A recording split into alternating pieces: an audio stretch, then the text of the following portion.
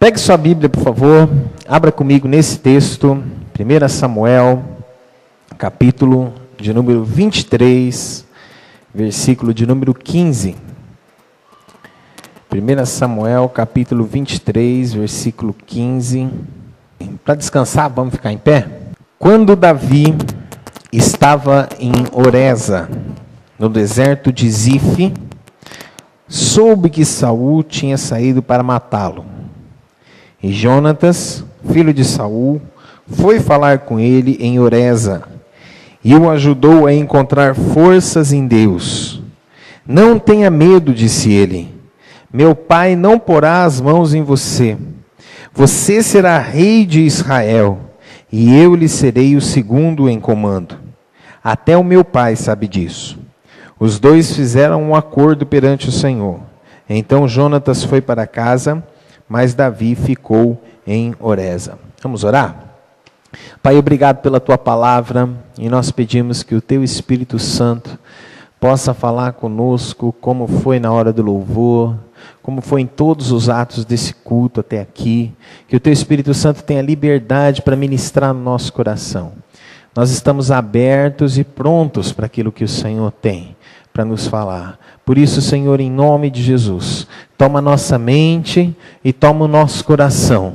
Que tudo aquilo que a gente ouvir, passar pela nossa mente, possa descer ao nosso coração e possa fluir efeito. Que o nosso coração seja uma terra boa para a semeadura da tua palavra, Pai, e que possa produzir muitos frutos para a glória e louvor do teu nome. Em nome de Jesus, nós oramos. Amém. Amém? Glória a Deus. Se você está anotando, você pode escrever o seguinte título: Fortaleçam mutuamente a confiança em Deus. A mensagem de hoje é uma interrupção na série que eu iniciei sobre Vencendo os Gigantes.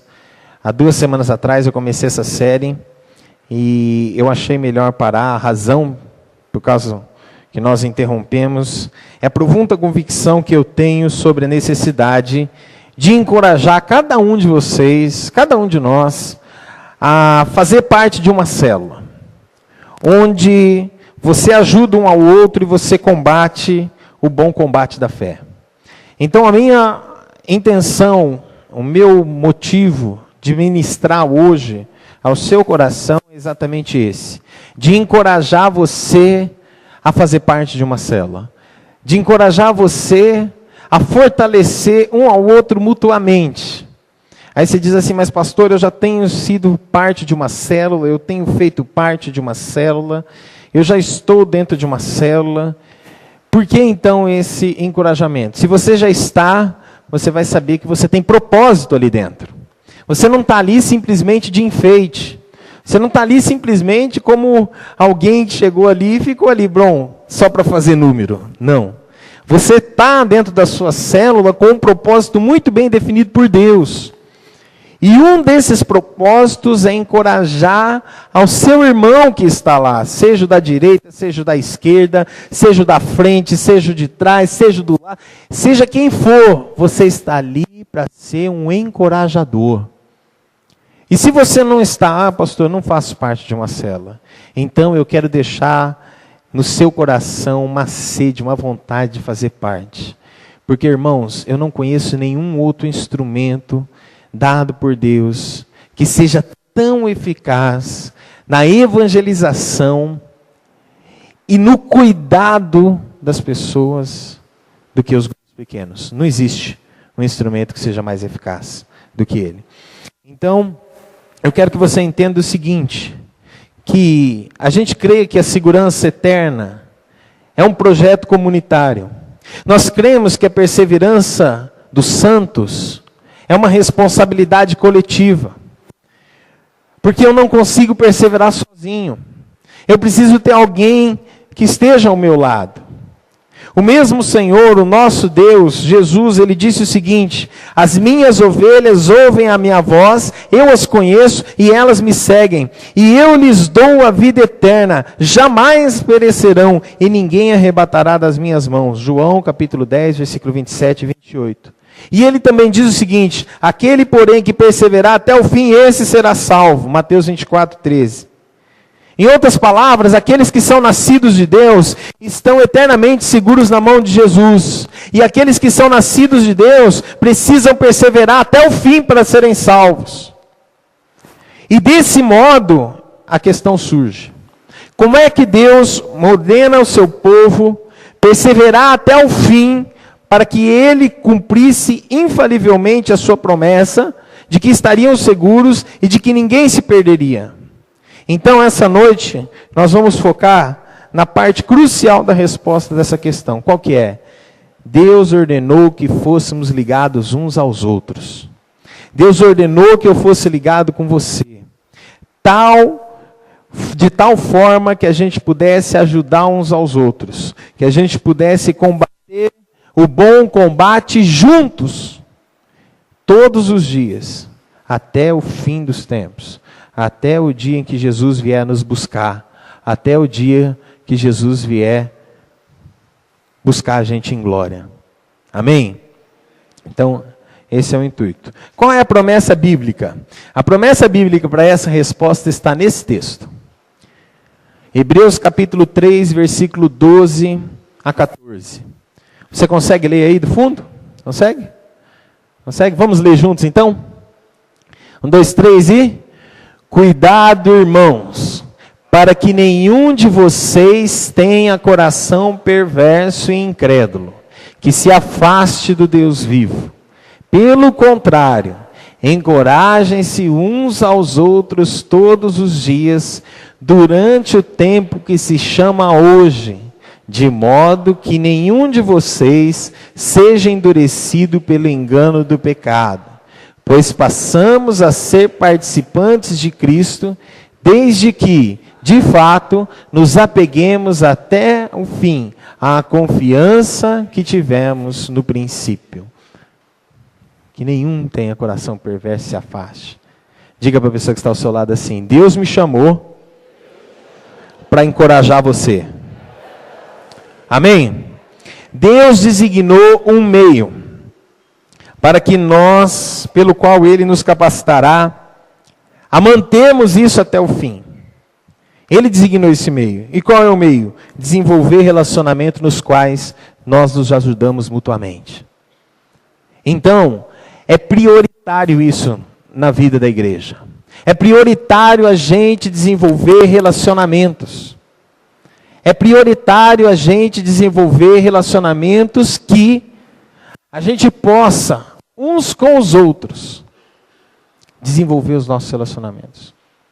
Que a gente possa, uns aos outros, encorajar. Exortar uns aos outros todos os dias a se revestir da armadura de Deus. Então, meu querido, seja parte de um grupo pequeno. Seja parte de uma célula. Faça parte de uma célula. Crianças, adolescentes, estudantes, universitários, solteiros, casados, pais com filhos, pais sem filhos. Nós fomos chamados a fazer parte de um grupo de cristãos amigos que se empenham a ajudar mutuamente uns aos outros e combater o bom combate da fé. Eu não digo que você não possa ser salvo sem pertencer a uma célula. Não. Você pode ser salvo se você não pertencer a uma célula. Não é isso que vai te levar à salvação. Só que negligenciar os meios da graça é muito perigoso para a sua alma. Portanto, meu propósito nessa noite é muito simples. É exortar você a fazer parte de uma célula, onde você possa ser exortado, e onde você possa exortar as pessoas a combater o bom combate dia após dia. E diante disso eu quero trazer 4 lições do texto em que a gente leu. 4 lições do encontro de Jonatas com Davi. Esse texto de 1 Samuel, capítulo 23, versículo 15 ao 18, é uma ilustração simples e profunda do que precisa acontecer quando duas pessoas se encontram num combate contínuo da fé. Davi, ele vai de um lugar ao outro no deserto de Zif. Ele anda cerca de 30 milhas no deserto, no sul de Jerusalém, mais ou menos 45 quilômetros. E ele tenta ficar longe do caminho de Saul. Ele tenta fugir de Saul. E Jonatas, filho de Saul, ama Davi, é muito amigo de Davi, e ouve que Davi está nesse deserto, e ele vai até lá fortalecer a confiança de Davi em Deus. E esse encontro de Jonatas e Davi ilustra pelo menos 4 lições sobre ajudar uns aos outros a combater o bom combate da fé. Certo? Então, primeira lição é essa. Todos necessitam de um companheiro. Diga para a pessoa que está ao seu lado assim: você necessita de alguém para te ajudar. Todos nós necessitamos. Olha o que diz esse texto de Eclesiastes capítulo 4, versículo 9. Eclesiastes capítulo 4, versículo 9.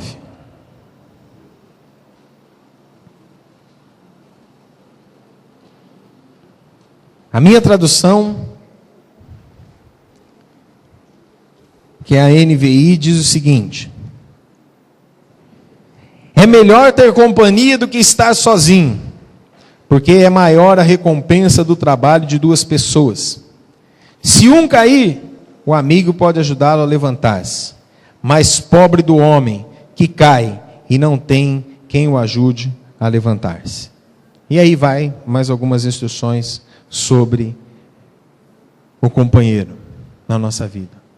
Nós precisamos de pessoas ao nosso lado. Você precisa de pessoas ao seu lado.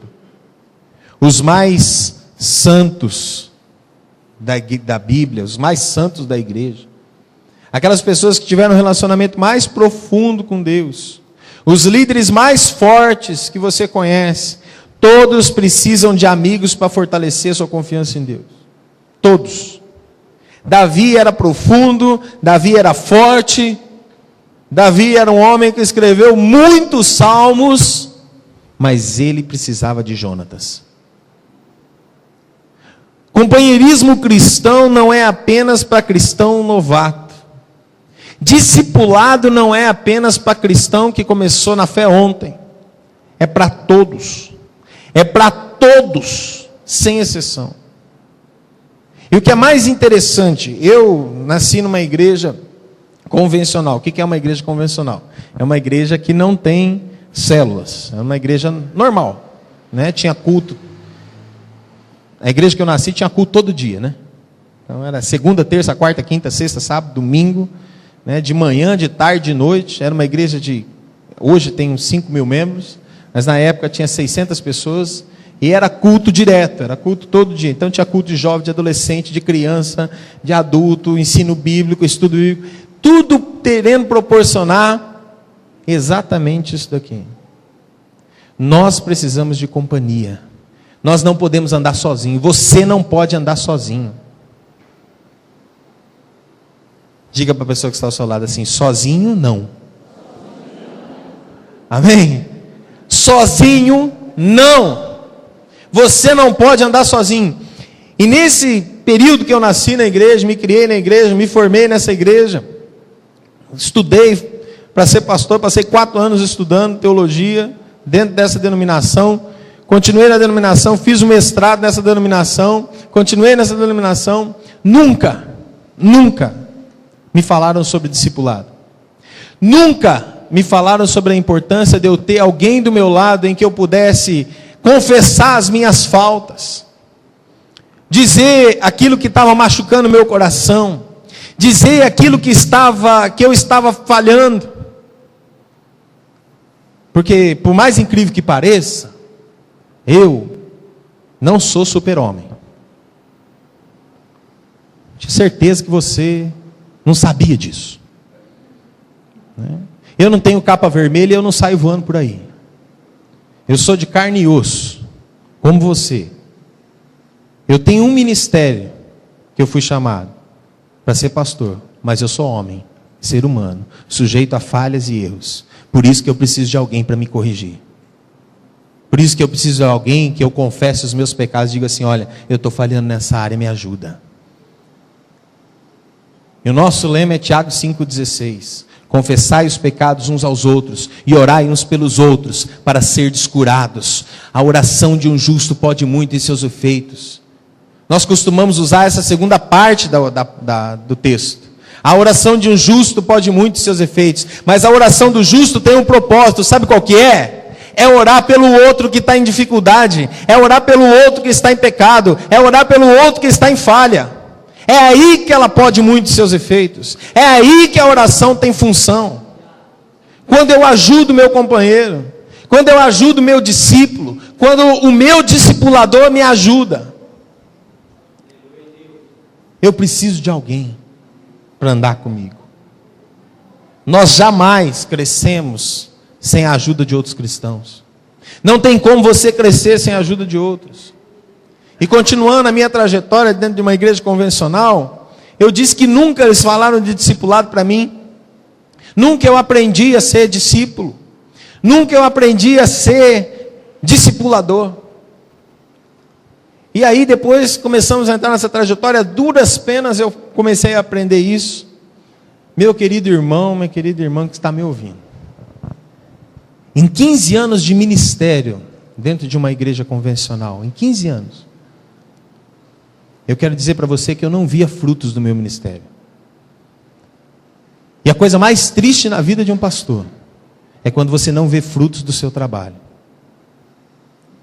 E eu quero louvar a Deus, porque de 2 anos para cá, depois que nós assumimos essa visão como igreja, de estarmos em célula, de discipularmos uns aos outros, de caminharmos uns com os outros, eu tenho começado a ver frutos. Amém? Você pode dar um glória a Deus? Glória a Deus. Deus é fiel. Deus é fiel. Pastor, isso caiu na sua cabeça, sim? Veio com uma luz, o Espírito Santo te revelou, ele mandou um anjo do céu com uma espada desembainhada? Não. Eu aprendi com o outro. E esse outro que eu aprendi, que é o meu discipulador, aprendeu com outro. Que aprendeu com outro, que aprendeu com outro, que aprendeu com outro, que aprendeu com outro, que tem certeza que aprendeu com outro. Sabe por quê? Não existe nada novo debaixo do céu. Nada. Agora, nós precisamos redescobrir o valor da palavra de Deus. E sabe qual que é o maior valor? É que nós precisamos uns dos outros. É por isso que Jesus deixou a igreja. Senão, sabe o que aconteceria? A gente se converteria e viraria anjinho. Não era mole? Era fácil. Converteu, para o céu. Pronto, acabou. Não precisa de mais ninguém. Não é verdade? Mas Jesus deixou a igreja na terra para quê? Para encorajar uns aos outros, para exortar uns aos outros e para ganhar os outros que ainda não conhecem, trazê-los para perto e dizer para eles: olha, existe chance, existe salvação, existe cura. Davi, irmãos, foi um homem segundo o coração de Deus, como a própria palavra diz. Ele era um grande homem, um grande guerreiro. Não há dúvida de que ele era superior a Jonatas em força. Ele era superior a Jonatas em inteligência. Ele era superior a Jonatas em profundidade de conhecimento teológico. Davi dava um banho em Jonatas. Mas o versículo 16 afirma que Jonatas foi para fortalecer a confiança de Davi em Deus. Então não pense que existe uma pessoa tão forte que não precisa ser fortalecida em Deus. E jamais pense que alguém está acima de você que não precisa ser um instrumento de Deus para fortalecê-lo. Charles Spurgeon foi um dos grandes pregadores do século XIX. Quando ele começou a pregar em Londres, ele tinha uma pequena igreja, e passaram-se alguns anos do ministério de Spurgeon. O ministério dele cresceu tanto, desenvolveu tanto, que ele construiu um tabernáculo que se chama Tabernáculo Metropolitano, que é uma grande igreja em Londres, Cabem 6.000 pessoas dentro dessa igreja. Isso no século XIX, então você imagina. A tendência dele, ele atendia no domingo, ele pregava para cerca de 10.000 pessoas todos os domingos. 6.000 dentro do tabernáculo metropolitano e 4.000 que ficava em volta, nas janelas, nas escadarias, procurando ouvir Spurgeon pregar. Esse homem, ele batizou, até o fim do seu ministério, cerca de 15.000 pessoas. 15.000 pessoas. E ele escreveu para muitos líderes cristãos o seguinte: anos atrás fui vítima de uma depressão terrível. Vários eventos aflitivos me aconteceram. Eu estava enfermo e meu coração enfraqueceu. Desse abismo fui forçado a clamar ao Senhor. Exatamente antes de seguir para Menton, a fim de um período de descanso, sofri muito no corpo, mas muito mais na alma, porque meu espírito estava esmagado. Sobre essa pressão, preguei um sermão das palavras: Deus meu, por que me desamparaste? Estava preparado a pregar sobre aquele texto, como jamais esperei estar. De fato, espero que poucos de meus irmãos possam ter adentrado tão profundamente naquelas palavras. Senti de uma forma plenamente pessoal o horror de uma alma desprezada por Deus. Agora, isso não foi uma experiência agradável.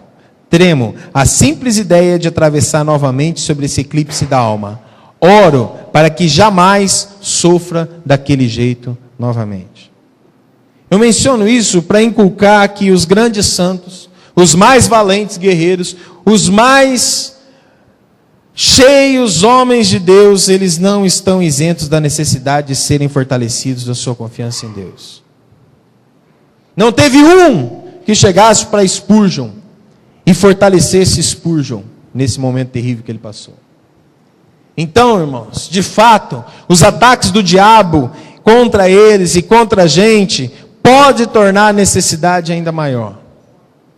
Se você está sendo atacado pelo diabo, saiba que a necessidade que você tem de fortalecimento é muito maior. Eu lembro de uma vez que eu estava passando uma situação muito difícil, terrível. Terrível. A Mércia já tinha ido trabalhar, a Sara ainda estava dormindo. Quando eu olhei no relógio, era 8h15 da manhã, mas eu não tinha forças para levantar da cama. A gente não tinha o Lucas ainda. E eu perguntei para o Senhor assim: Senhor, existe alguma razão de eu levantar dessa cama hoje? Nisso o telefone tocou. Eu peguei o telefone na cabeceira da cama, atendi o telefone. Era o pastor Jeremias, da casa de oração, aqui de Prudente. Ele disse assim: graça e a paz, meu irmão. Eu falei: quem está falando? Ele falou: é o pastor Jeremias. Eu falei: oi, pastor.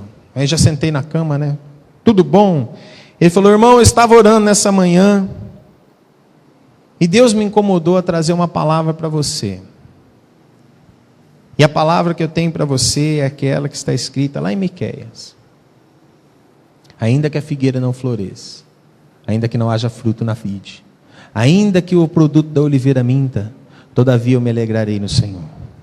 Então, meu querido, eu quero te dizer nessa manhã: alegre-se no Senhor. E ele fez uma oração breve pela minha vida e desligou o telefone. Irmãos, aquilo foi como um copo de água fria no deserto. E eu louvei ao Senhor porque Ele me fortaleceu naquele dia. Você precisa de pessoas que te fortaleçam. Todos os dias, todos os dias.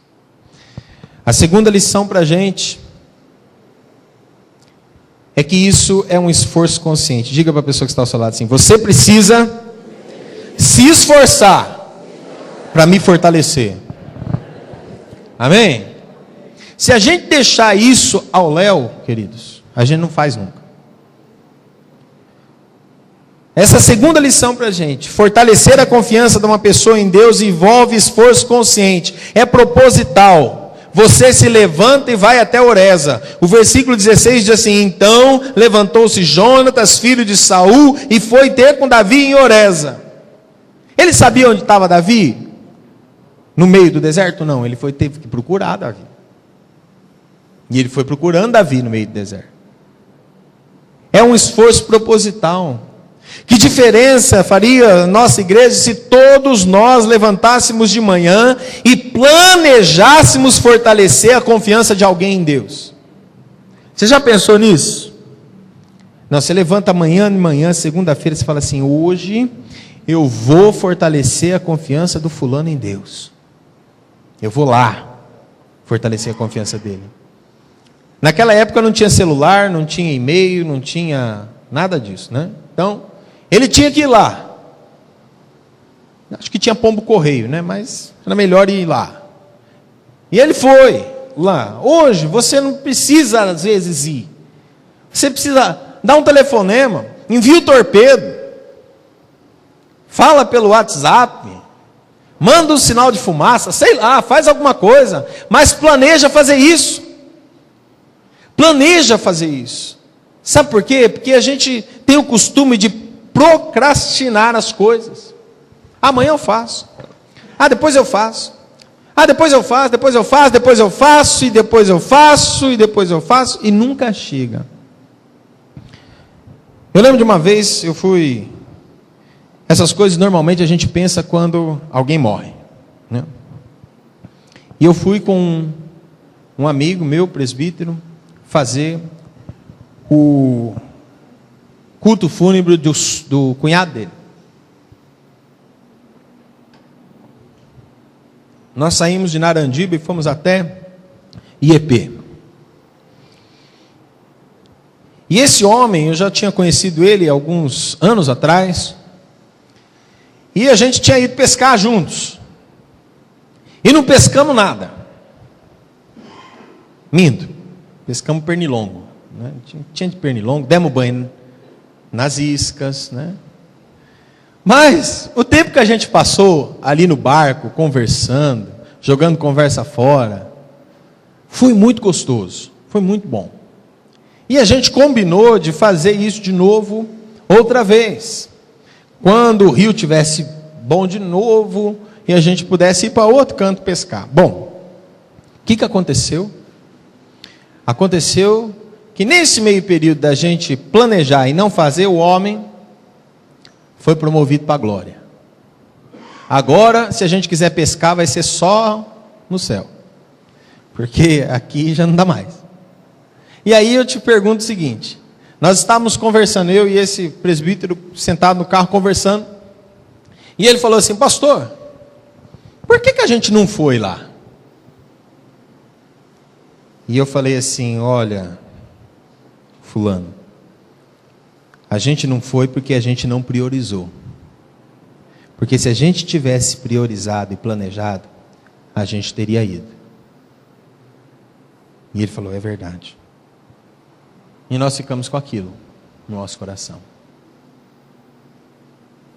Quantas vezes a gente procrastina as coisas? Quantas vezes a gente fala que vai fazer e não faz?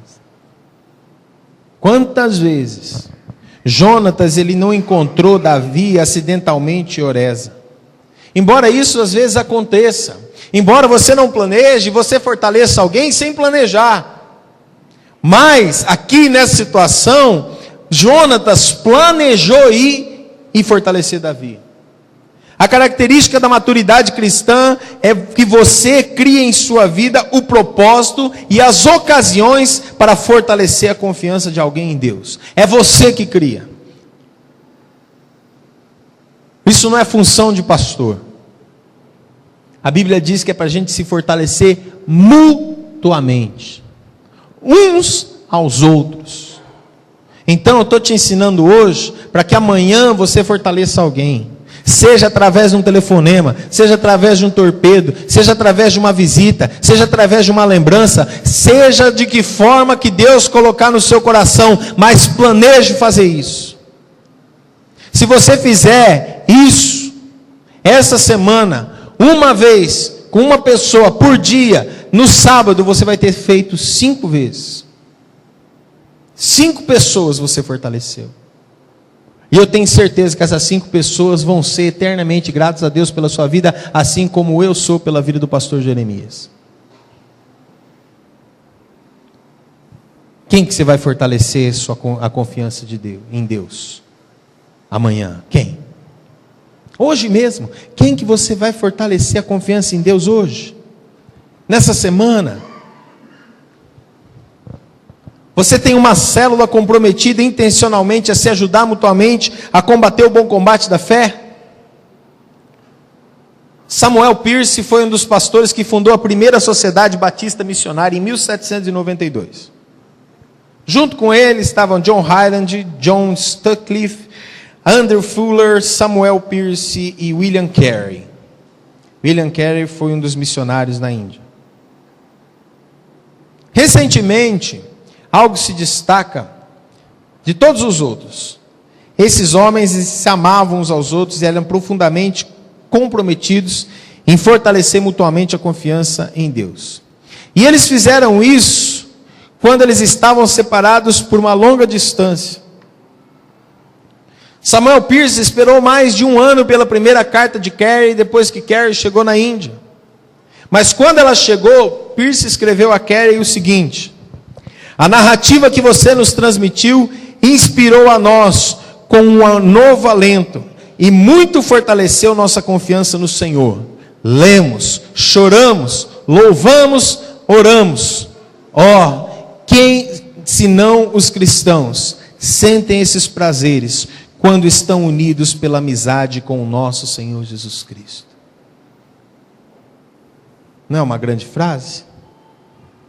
Amizade com o nosso Senhor Jesus Cristo. O que eu realmente quero e desejo nessa noite é que todos nós façamos amizades com Jesus Cristo. Que todos tenham uma célula, que todos tenham um discípulo, um discipulador, que continua apontando para Jesus Cristo, para ter esperança e força. Terceiro lugar, fortaleçam mutuamente a confiança em Deus. Essa é a terceira lição para a gente estar nesse texto.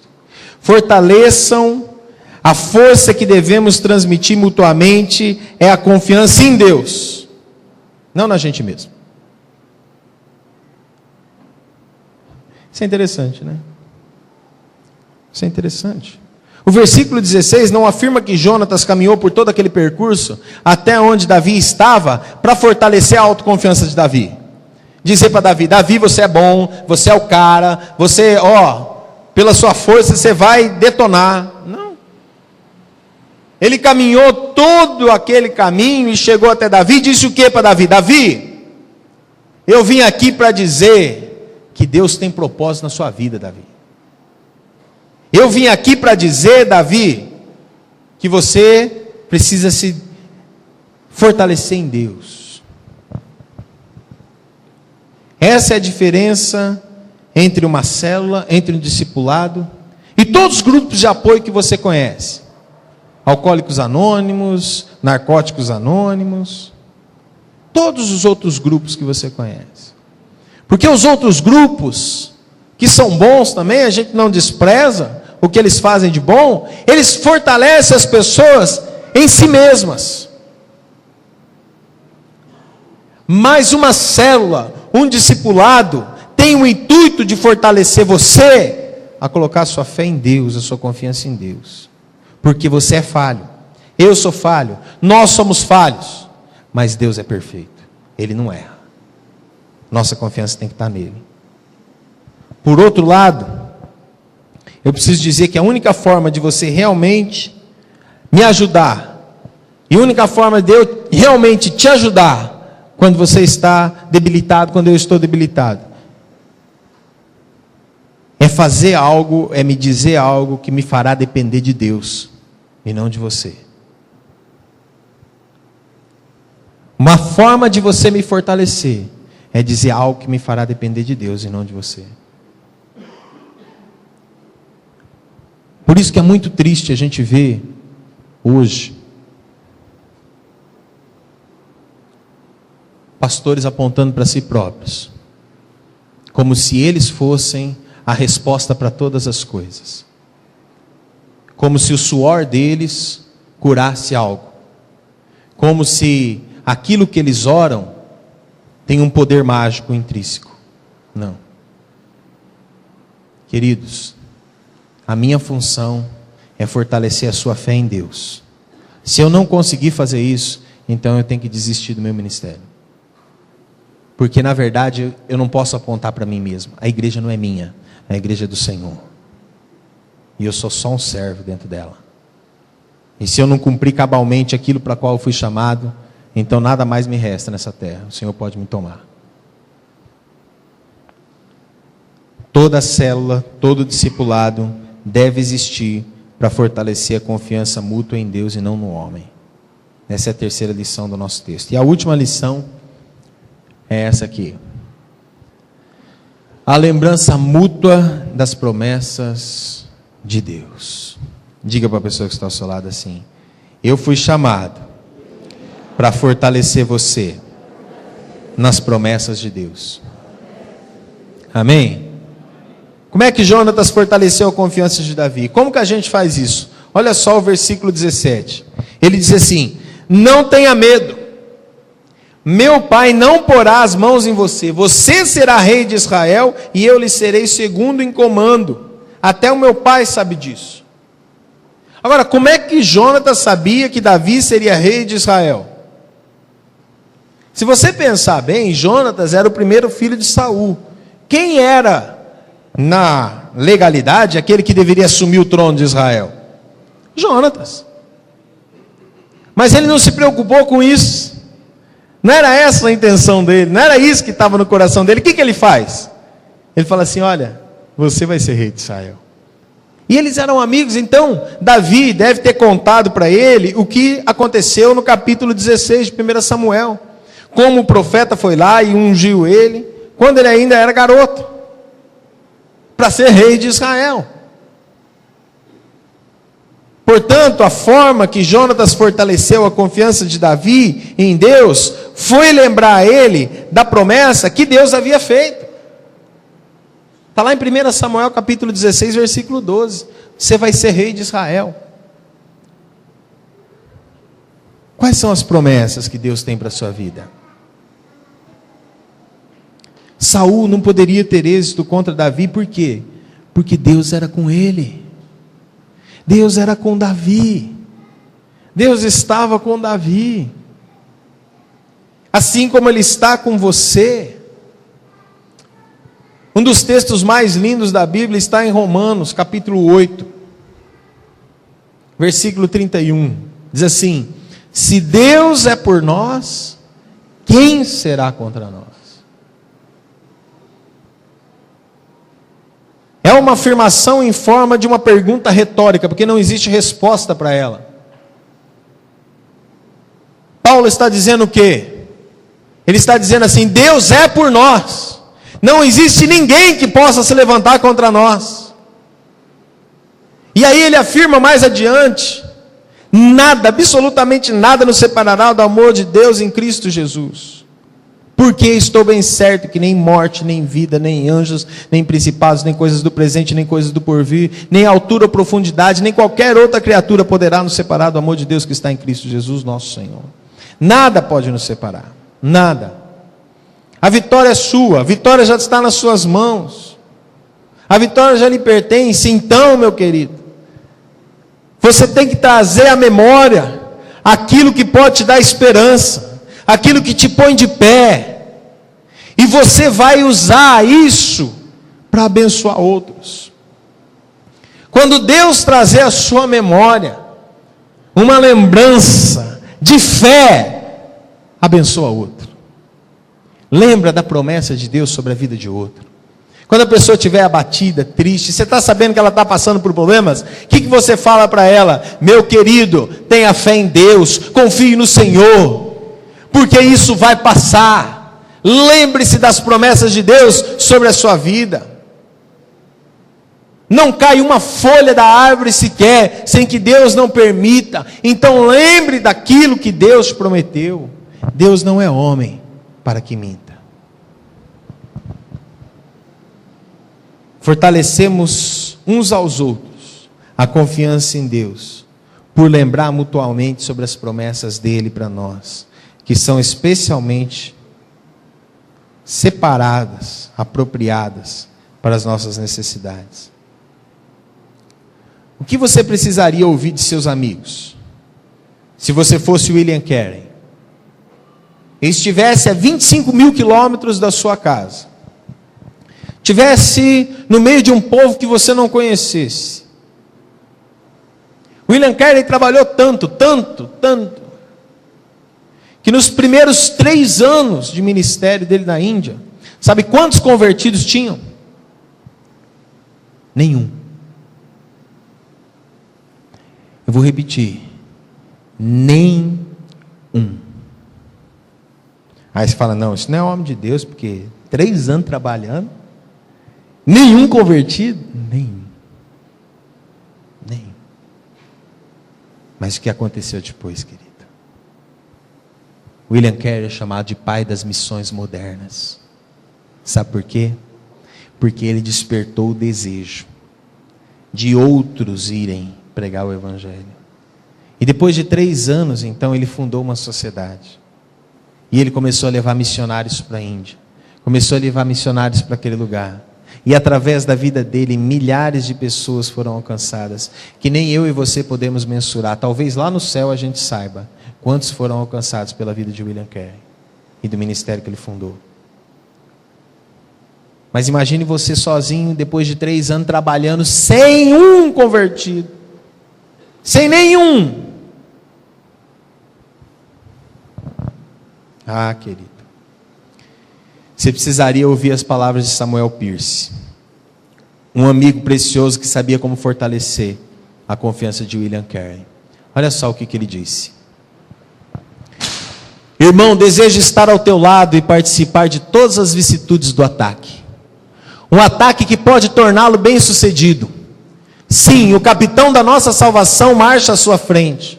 Às vezes ele pode retirar a sua presença, mas não o seu poder, para testar nossa bravura com as nossas armas espirituais e armadura celestial. O que uma fé viva não pode fazer pelo soldado cristão? Ela trará o libertador dos céus, ela vai adorná-lo com uma vestidura molhada de sangue, ela o colocará na linha de frente da batalha e colocará um novo cântico em nossas bocas. Pelejarão eles contra o Cordeiro e o Cordeiro os vencerá. Sim, ele vencerá. A vitória é certa antes que entremos em campo. A coroa já está preparada para adornar as nossas frontes, a coroa de glória que não se desgasta e que já decidimos o que fazer com ela. Vamos colocá-la aos pés do vencedor e diremos, não a nós, Senhor, não a nós, mas ao teu nome da glória. Enquanto todo o céu se une em o coro cantando, digno é o Cordeiro. Nós precisaríamos receber uma palavra assim. Todos nós temos o dom de fortalecer nossos amigos com palavras como essas. Todos nós. Se você saturar sua mente da palavra de Deus, e você meditar nela dia e noite, como diz o Salmo 1, então você será uma fonte de água viva, e irá fortalecer a confiança de muitos em Deus. O chamado para você nessa noite é: venha, vamos fortalecer a nossa confiança em Deus. Fortaleça a sua confiança no Senhor. Fortaleça a confiança dos seus filhos no Senhor. Fortaleça a confiança da sua esposa, do seu esposo no Senhor. Fortaleça a confiança daqueles que estão perto de você no Senhor. Você foi chamado para isso. Você foi chamado para encorajar o seu irmão. Você foi chamado para encorajar a sua casa. Você foi chamado para encorajar a sua família. A sua família é bênção do Senhor. Quantas palavras de fortalecimento você tem dado para a sua família? Quantas palavras você tem levantado e entregue à sua família, dizendo: olha, vamos lembrar das promessas de Deus para nós. Não vamos nos esquecer das promessas. As coisas estão complicadas, estão difíceis, não está fácil para ninguém. Mas eu quero dizer algo para você. A sua confiança não está no poder da sua conta bancária. A sua confiança não está no poder do seu braço, nem no seu trabalho. A sua confiança tem que estar no Senhor, no Criador dos céus e da terra. O filho de Davi, Salomão, foi um dos homens mais inteligentes que já pisou nessa terra, mais sábios. Ele pediu isso de Deus e Deus deu para ele. Mas numa loucura insana, por relacionamentos que não glorificavam a Deus, ele tinha 300 mulheres e 700 concubinas.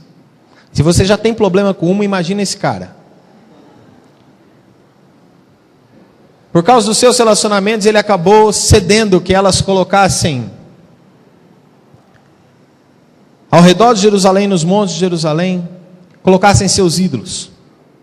E lá foram construídos diversos altares em volta de Jerusalém. E Salomão sofreu com isso até o fim da sua vida. E o escritor do Salmo 121, ele diz algo interessante. Ele olha para aqueles montes que estão em volta de Jerusalém, e em cada um daqueles montes ele vê que estão os ídolos dos povos.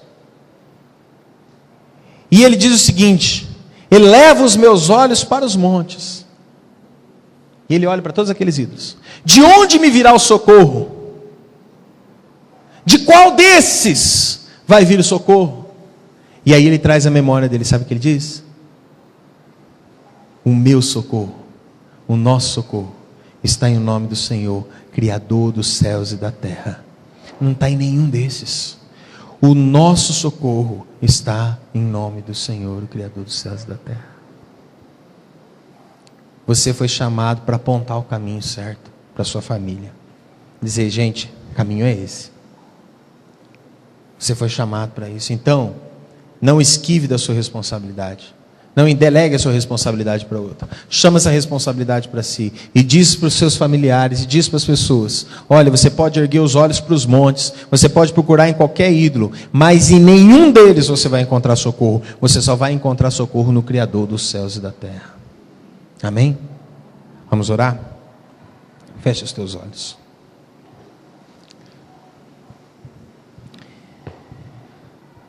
Senhor, fomos chamados para encorajar uns aos outros. Senhor, como é gratificante quando a gente recebe uma palavra de encorajamento. Como é lindo, Senhor, quando a gente recebe uma palavra que nos coloca de pé. Como é maravilhoso, Senhor, quando a gente pode dar isso para uma outra pessoa também, que está em dificuldade, em situações difíceis. E o Senhor muitas vezes nos manda lá, Senhor, com palavras que são como águas vivas, que fluem do interior da nossa alma para a alma dessas pessoas. Nos ajuda, Senhor, a sermos encorajadores dos nossos discípulos. Nos ajuda, Senhor, a sermos encorajadores das pessoas que estão na nossa célula. Nos ajuda, Senhor, a fortalecermos aqueles que cruzarem o nosso caminho. Mas principalmente, Senhor, que a gente planeje fazer isso. Que a gente planeje fortalecer as pessoas. Que a gente planeje, Senhor, abençoá-las. Não seja algo que a gente faça, Senhor, somente de vez em quando, mas que seja algo proposital na nossa vida. Que seja algo, Deus, que a gente decida fazer. Que seja algo que a gente decida levantar e dizer: não, peraí, eu vou dar uma palavra, eu vou dizer algo que vai fortalecer, que vai ajudar, que vai colocar em pé. Senhor, usa a minha boca, usa a minha vida para que isso aconteça, Senhor. Deus, nós queremos ser instrumentos nas Tuas mãos. Instrumento de cura para as nações. Instrumento de cura para as cidades. Que Queremos ser instrumento de cura para as pessoas, Senhor. Usa a nossa vida, Pai. Usa a nossa vida, Senhor. Faz o que quiseres, Senhor. Que do nosso interior fluam rios de água viva. E que a gente fortaleça uns aos outros. Edifique uns aos outros em amor. Em nome de Jesus. Amém. Amém? Diga para a pessoa que está ao seu lado assim: eu fui chamado para fortalecer você. Amém? Seja fortalecido em nome de Jesus. Aleluia.